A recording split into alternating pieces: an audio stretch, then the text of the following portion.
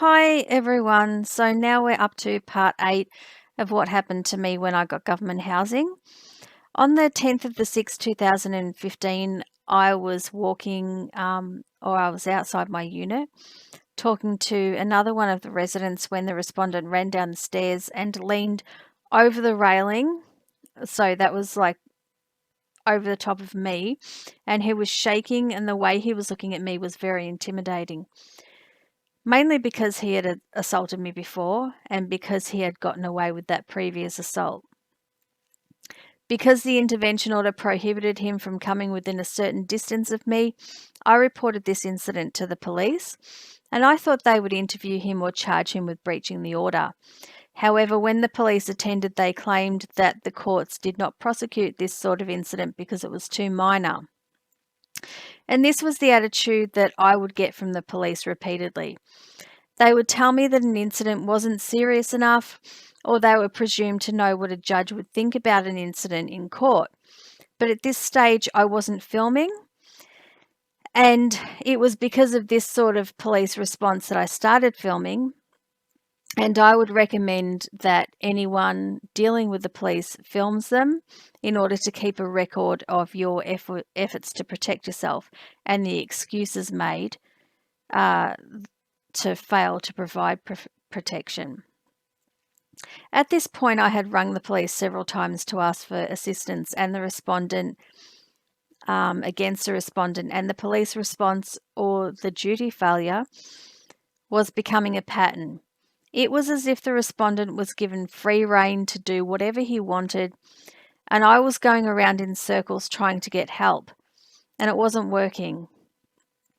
I found it really stressful having to escort my daughter out of the unit while looking out for the respondent.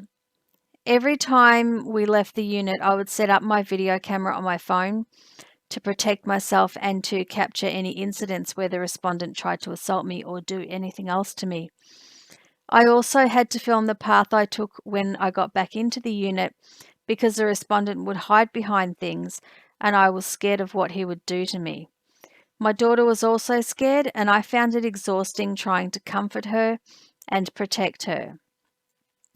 Then on the 22nd of the 7th, 2015, I was walking home from the shops with my daughter when we saw the respondent driving away from the block. And when he saw us, he actually turned his vehicle around and drove across us. And in these photos, you can see what happened. My daughter darted across the road to try to run away from him, and I was filming to get evidence against him, and I was worried about her. But she was scared, and she ran off before I could stop her. Then the respondent parked and got out of the vehicle and verbally abused me. I rang the police about this incident, but no officer attended my home. I later received a phone call from an officer who asked me to attend the police station, which I did on the 23rd of the 7th, 2015. The officer that I tried to make a statement to was rude and obstructive, and I left the station without making a statement. I later made a complaint against that officer, and it wasn't until the 22nd of the 7th, 2015 that I went back to the station to make a statement about that incident to a different officer. I don't believe the respondent was ever charged with that incident. However, I did make an application for compensation to VOCAT, which is the Victims of Crime Assistance Tribunal, which is inside the Melbourne Magistrates Court. And the Melbourne Magistrates Court is at 233 William Street in Melbourne, Victoria, Australia. On the 21st of the 7th, 2016, I was awarded $296.02 compensation for that incident.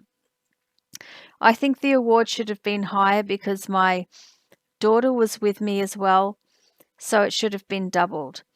Also, because the respondent drove a vehicle recklessly across our path, we were in danger of being seriously injured.